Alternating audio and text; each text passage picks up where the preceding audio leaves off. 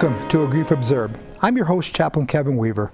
Someone once said, grieving takes just as long as it takes. This is a process. It may never truly end, but it will always change. With me today is someone who understands the miracle of change, Chaplain Jim Young from Hospice Compassus. Jim, welcome. Thank you. Well, let's just jump right into it, Jim. You were telling me that in 1992, I think it was, you suffered quite a loss in your own life. Right. Well, tell me about that. Well, you know, I just read a quote by Pastor Rick Warren, and he said, your greatest ministry could come out of your greatest pain. And that's exactly what happened to me. I was in the military, and I suddenly became very ill. Nobody could figure out what was wrong with me. I spent about 18 months going all over the country to different military hospitals. Finally, I went to the Mayo Clinic, and a Parkinson's specialist there diagnosed me with a form of Parkinson's disease. And it just kept progressing and progressing until 1999, I could barely walk. And I wound up in a scooter. And I spent 6 years in a scooter, in a wheelchair, getting around. I could still walk, but it was very, very painful to walk. When did you first, so in 1992, you noticed the symptoms. By 99, you were in the chair, the scooter. Through those years of time, how did that sense of loss affect you? What went through your mind? Well, I was very, very depressed. Yeah, I guess. And I went from feeling like I'd lost my health and I'd lost my life, basically, thinking my life was over, to eventually reaching a point where I was healed and restored and being given a purpose for living. Well, because you were in the military. Now, I think you told me weren't you a career military man? Yes. So did you travel the world? And mainly just the United States. Yeah. Yeah. So that had to be quite devastating in the military all those years, kind of a, a man's man, if you will. Right. And then reduce in, well, not a few years, but in many years, reduced to a wheelchair. Right. Right. I went from being very, very active to being basically not able to walk very far. I would, if I went to the grocery store, I'd sit somewhere like you see a lot of guys doing while my wife did the shopping, and if I did do anything, I'd get one of those, little scooters you can get in the grocery store with a basket on them, and then finally I wound up with my own scooter. We, especially on this show, we typically examine grief, and we talk to people who've lost loved ones, and it generally refers to death. But I wanted to talk to you because what you suffered was still no less a loss. We think in terms of the grieving process. Did you go through like any of the stages? You mentioned depression, but kind of take us through that journey a little bit. Yeah, I think I did. I think I was very angry and very just very confused, and I did what a lot of people do. They say, why me? And God, why did this happen to me? And a lot of times I heard somebody say, well, why not me? God is no respecter of persons. But through that process, though, I wound up drawing closer to God. And finally, by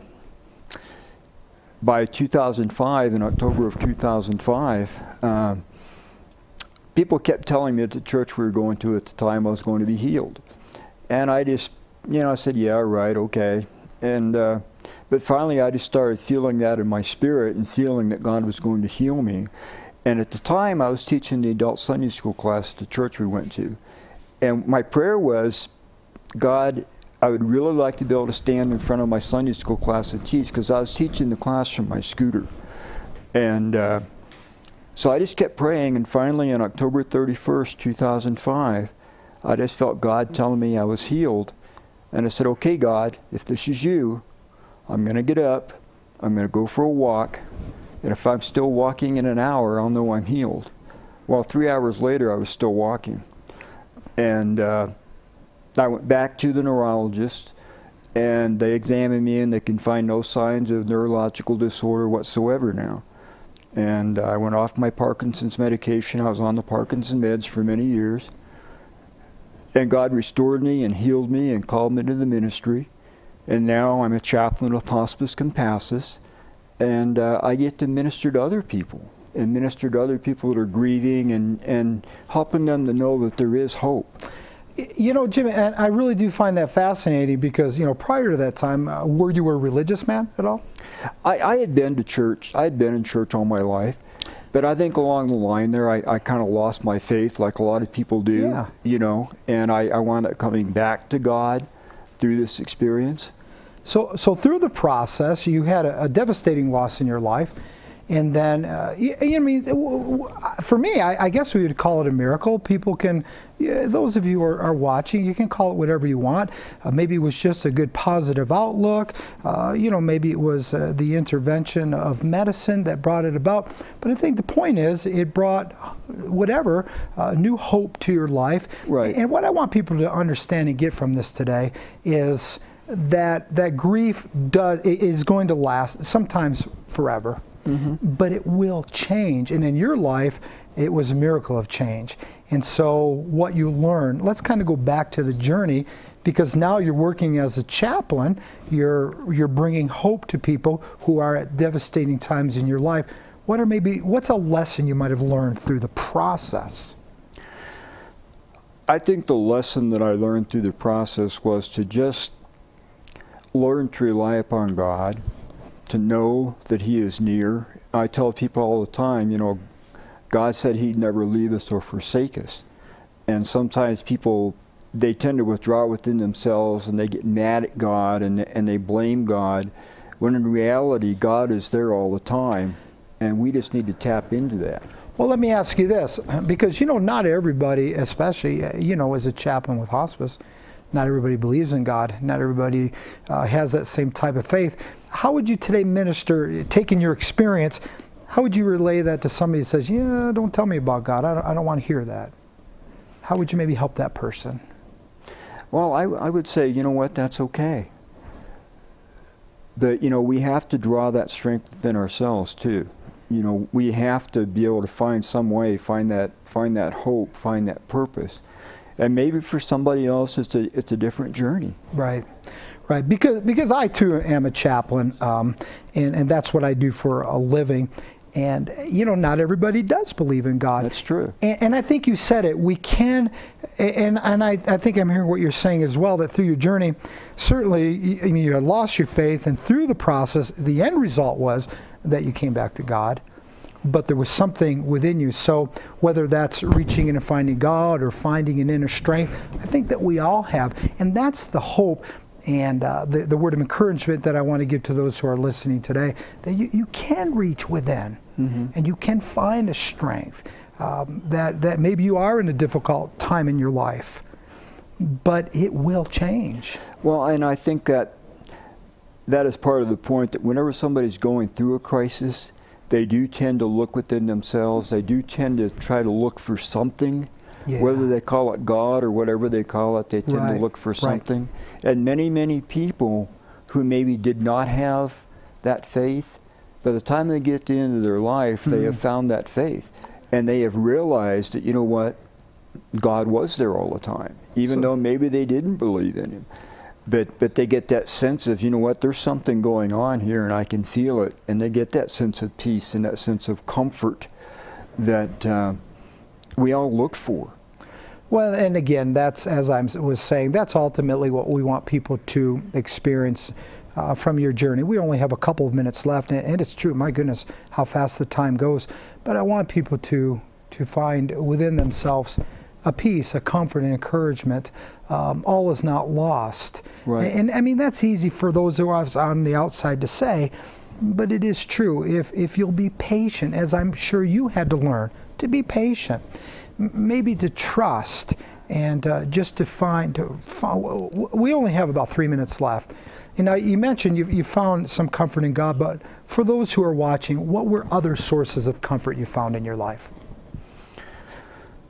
Well, I think a big part of it is probably family. Okay, family, absolutely. Being able to have those ties, being able to have someone that you can go to and you talk to. And for me, it was the church, and it was be able to have other people to minister to me. And for me, it was a journey. It was about 13 years that I went through this, from 1992 to 2005. You came out the other side. Of course, you're a minister now. a chaplain, and you have a message of hope and comfort to give to people. And you're right, Jim, we can find it in God. We can find it in family. Some can find that comfort in self. We can certainly find it in community. And I'm finding that we do live in a wonderful community of people who care, who really reach out and can help. So for me, and echo me if you will, and hopefully agree with me, that you've got to reach out to somebody. You do. And I want people to get that message today. Reach out, whether it be your church, whether it be in prayer to your God, to your family, to community. Reach out. We're here. I want to give you my phone number. I want to make sure that we leave it to you. I'm at 928-358-24. I forgot my phone number. 2470. You never call yourself. 358-2470. Call, reach out. We want to be here for you. Jim, Absolutely. it was excellent talking to you, and I wish you the best in your work and in your ministry as you continue to grow the mission that you have to share comfort and encouragement with others. In a few minutes when we come back, we have a very special date that we want to talk about, and I think, it's something we've been looking forward to, and we'll share that with you in just a moment.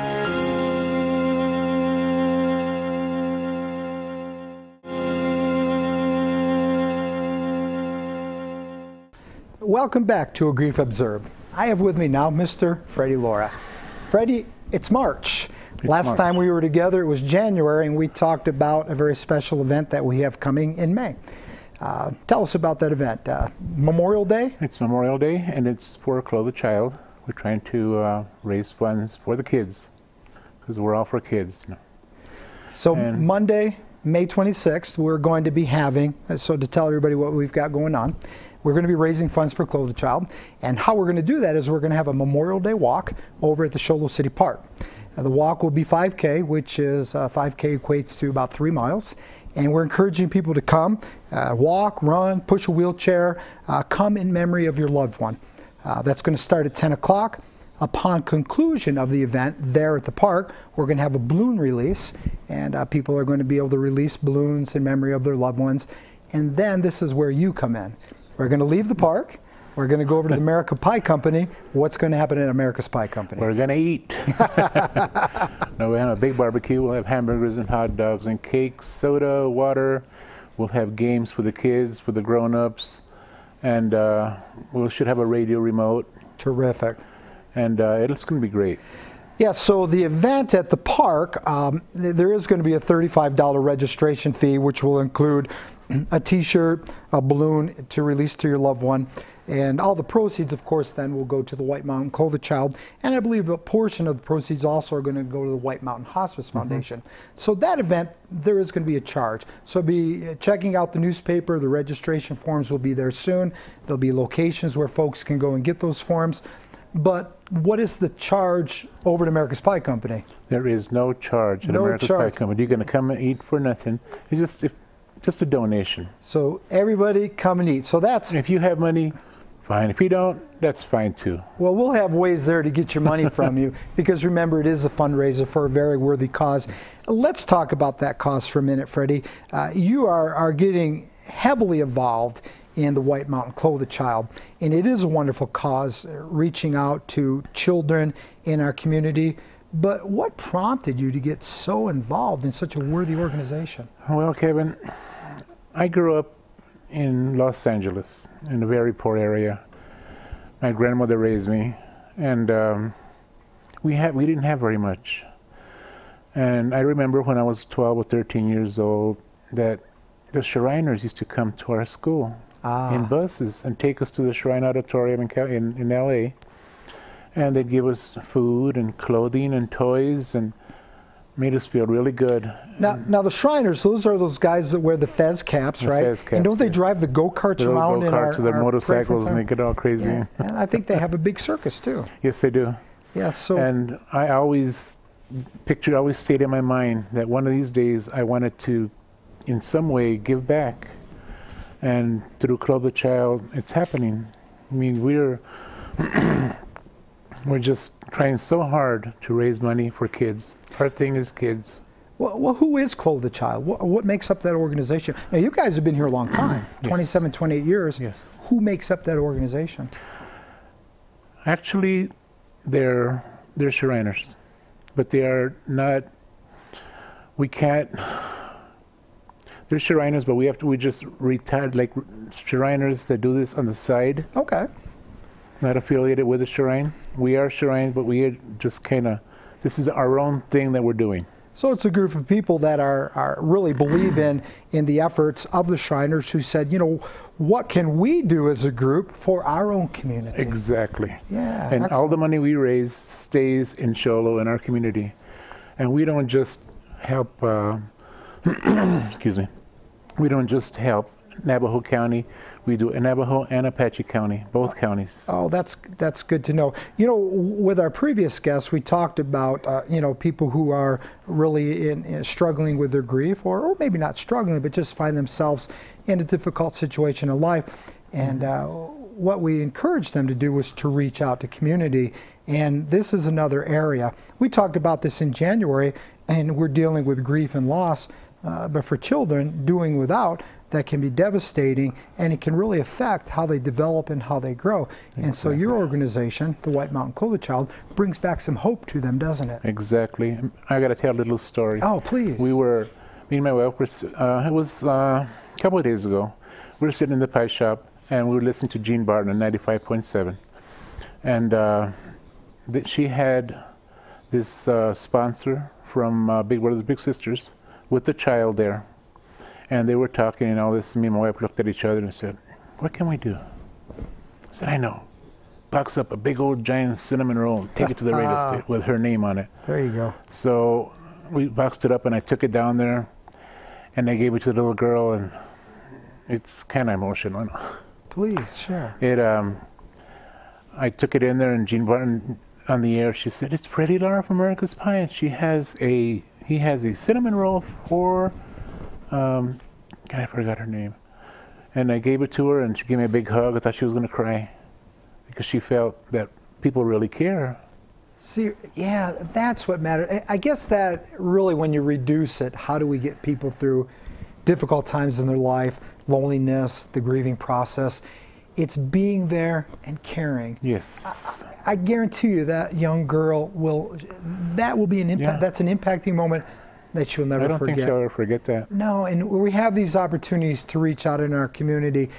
Albeit we're a very small community, the need is great. And I really want to encourage people to get involved. Again, be watching the newspaper for the event that's coming up in Memorial Day.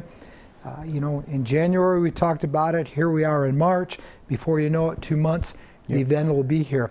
What a wonderful way to get involved, to reach out, to touch somebody's life. And you know, your life was touched by a Shriner when you were a child, and here you are. I won't say how many years later, but now, but see, now you're emulating or you're duplicating. You're going forward with what happened to you. That's one of the reasons that we do it, because if we'll do it for one, they'll do it for one, and they'll do it for another and another.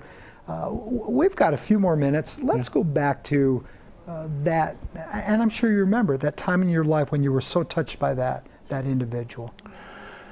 It's hard to explain that when you feel that someone really cares about you. That's the feeling, that's what made me feel so good. That someone really, I knew that my grandparents loved me and my family and all this, but still you go out and other people care. And that's what really made me do what we're doing now. Make those kids know that there's other people out there that care for them. Well, community can reinforce the love of a family member, and it can certainly fill the gap that might be vacant. And it sounds to me like, though you had family members in your life, there were still voids. Yeah. And it really touched me so much that, I mean, to me, kids come first. Yeah. I couldn't agree more. I think as a healthy community, we really have to focus on our children and our elders. Right. If we're careful to do that, we'll remain healthy, and we'll be fulfilling what some might call the Great Commission, what others might just refer to as our human responsibility one another. But we cannot overlook our children. We cannot overlook our elderly.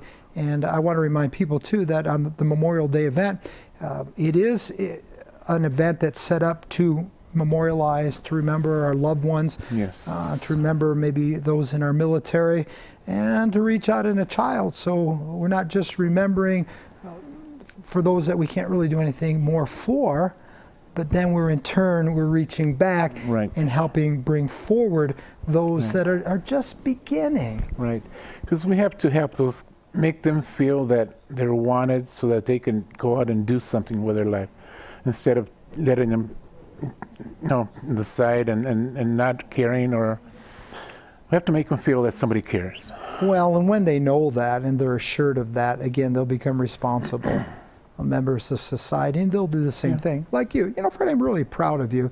I'm proud to be your friend, proud to be in association with you, because, as big of a guy as you are, underneath that, your heart is just as big. They call me a big teddy bear. and we talk about your kindness, and of course, your wife, Diane, equally as kind. Yeah. I called Diane at the last minute, and she's always there for me. Yep, she's always there. And she never says no. No, she never says no. They always come in for contributions for this, for that, and she never says no. Well, never says no. Well, that's what community is all about. Our last guest, he talked about a miracle in his life and how he found God and God got him through. And God, for me, I am a chaplain, and God is important in my life. But also what I'm finding more and more all the time is how important, of course, my family is. That goes without a saying. But how important my community is. Exactly. Yeah. Community certainly means everything. And so we're reaching out to the community. Monday, May 26th, which is Memorial Day. Right. There's going to be a lot of activities in the park. I think there's a great big softball tournament that's going on, and we're going to have all kinds of things going on. The event starts at 10 o'clock there at the Show Low City Park. We'll have a commencement ceremony there where we let the balloons go at about 11:30, and then we're going to encourage everybody to hightail it to America's Pie Company. I think that we're going to have the roads barricaded. Yep, the city said it was okay for us to block the street off. So we're going to have a block party. Exactly, it's a big block party. And because we were worried about the kids being out in the street and all that, so they said block the street. It's okay, we'll do that. Well, it's going to be a great community event, a great family event, a time to remember, and a time to help bring forward those who are just beginning. So Freddie, that's Monday, May 26th, Memorial Day, 10 o'clock at the Show Low City Park, and then we're going to go over to America's Pie Company. Yeah. We're going to have a time of barbecue. There's going to be a remote. I think there's going to be silent auctions, and there's going to be bake sales, and there's going to be all kinds of food. All kinds of good stuff. So please, please, please mark that date. Anything else you want to add before we go, Freddie? No, just we want the community to show up and be there. Just be there. Just be there. Freddie, we're gonna cook until the food runs out, and we're gonna have a lot. Well, we're gonna have a wonderful time. Well, thank you for being here, and thank you for joining us on A Grief Observed. Remember, we'll see you again next month.